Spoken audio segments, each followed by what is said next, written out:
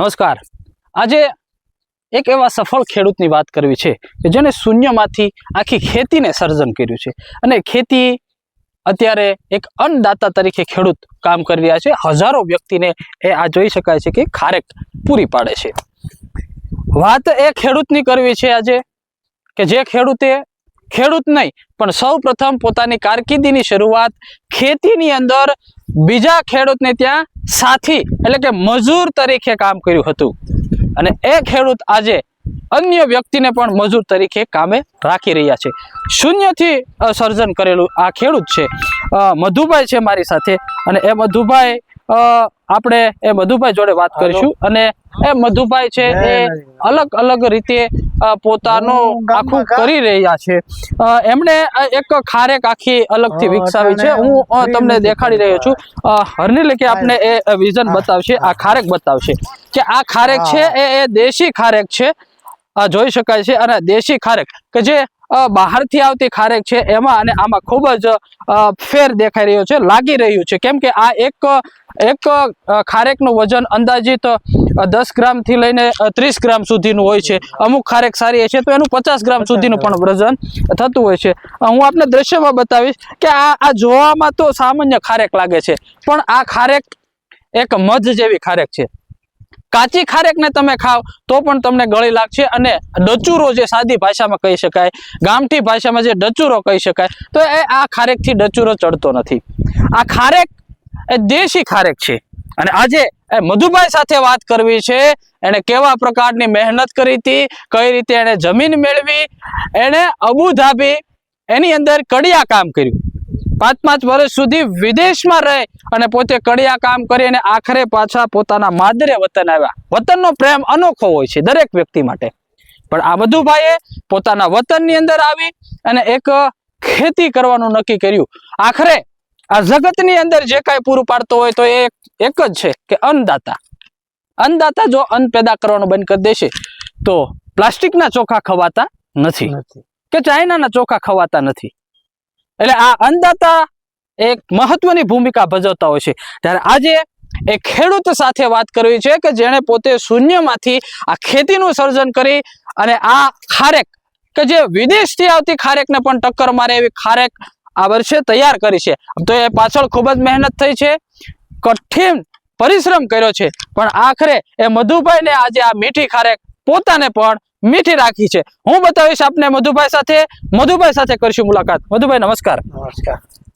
મારે એ જાણવું છે મધુભાઈ તમારી પાસેથી કે તમારી પાસે જમીન નહોતી, અમારી 4 વીઘા જમીન હતી, બરોબર? હવે તમે મને તમારા નાનપણથી અત્યાર સુધીની પહેલા તો તમારી સફર જે રહી, કડિયા કામની સફર, મજૂર તરીકે, એ વિશે આખી વાત કરો મને। પહેલા હું હાથી રહેતો, એમ કરતા કરતા મજૂરી કરતો, એમ કરતા વિચાર આવ્યો મેં કે કડિયા કામ કરી રોજના 15 રૂપિયા તો આવે, બરોબર? એટલે મેં કડિયા કામ ચાલુ કર્યું, શીખ્યો। પછી એમ કરતા કરતા વિદેશનો દેશ ખુલ્યો, અબુધાબી, દુબઈ, એટલે મેં વિચાર કર્યો મેં જાઓ એમ। એ કોની સાથે ગયા હતા તમે? કોણ લઈ ગયું? હું એકલો જ, બરોબર? હું અહીંથી પેલા મેં કહેવાય ધાનક બગસરા જાય, બરોબર, એ મોકલતા રેનપા, પછી કે તો એ 2000 મહિને આપે, બરોબર?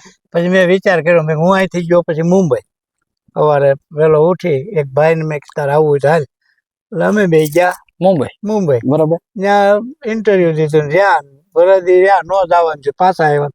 પછી પાછા મહારાજ કૃષ્ણવલ્લભાચાર્ય છે ને એ મને કે તું જા આવે જુનાગઢ સ્વામિનારાયણ મંદિરમાં। એટલે પછી હું ગયો અને ત્યાંથી ગયો આવા ટાણે બરાબર 5 વાગે ઇન્ટરવ્યુ દીધું, પાસ થઈ ગયા ને અમે 12 જણા અબુધાબી ટાપુ છે દાસાલેન્ડ એક, બરોબર? ત્યાં ગયા। ત્યાં શું કર્યું તમે? 4 વર્ષ કડિયા કામ કર્યું, એક હોસ્પિટલ બનાવી, બરોબર? એટલે અમે એમાં મજૂરી અમને 3000 મહિને મળતા। એ કયો સમય તો કેટલાની? 10,000 મળતા। 10,000 પણ 80 ની 1980 માં 10,000? હા, બરોબર। આપણને એમ થાય ને ભેગા કરી પૈસા એવું, ભાડા નહોતા કાંઈ, બિલકુલ। તે પછી આવીને હું વાપી મુંબઈ વાપી કામ કરતો, બરોબર? ત્યાં શું કરતા? વાપી કડિયા કામ જ બધે કરેલું? હા, બરોબર। પછી અમારા દીકરાઓને છોકરા નાના નાના હતા, વિદ્યાનગર મકાન રાખ્યું ને ત્યાં ભણાવ્યા છોકરાઓને, બરોબર, દીકરી દીકરાઓને, એટલે બધા ઈ આગળ ગયા. એટલે હવે અટાણે ઈ આપણને સુખ્યા એને કરી દીધા. બરોબર, ઈ કમાણા બધી. ઈ અટાણે નેરોબી છે, નેરોબી, આફ્રિકા. બરોબર. એ સિવિલ એન્જિનિયર છે. એટલે એ બધું ટૂંકમાં ઘર પરિવાર ધીમે ધીમે સુખી થયો. સુખી થયો આખો ઘર. હવે આ જમીન ખારેક વિશે મને બધી વાત કરો. આ ખારેક તમે કઈ રીતે આખું તૈયાર કર્યું, શું શું છે? એટલે એમાં મેં દેશી ખાતરના ખાડા ગાળીને નાખેલું, પછી ખાડા બોરી દીધા, પછી શ્રાવણ મહિના વાવી દીધું. કઈ રીતે શું તમે વાવ્યું હતું? રોપા વાવ્યા હતા કે ઠળિયા?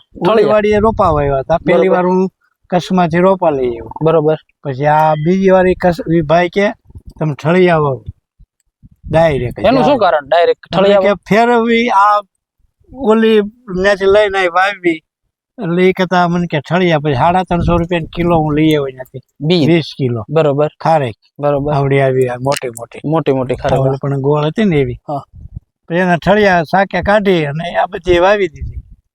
અને આમાં નર કે 35% નીકળે ને ભલે નીકળે, આપણે શું વાંધો પછી કાઢી નાખ્યા ને એમાં આંબા વાવી દીધા. બરોબર.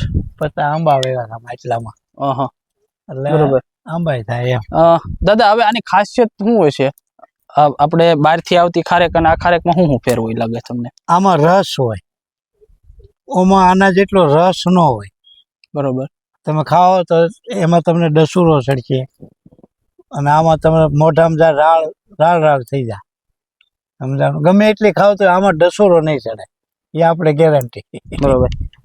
આમાં વજન એક ખારેક નું કેટલું હોય છે?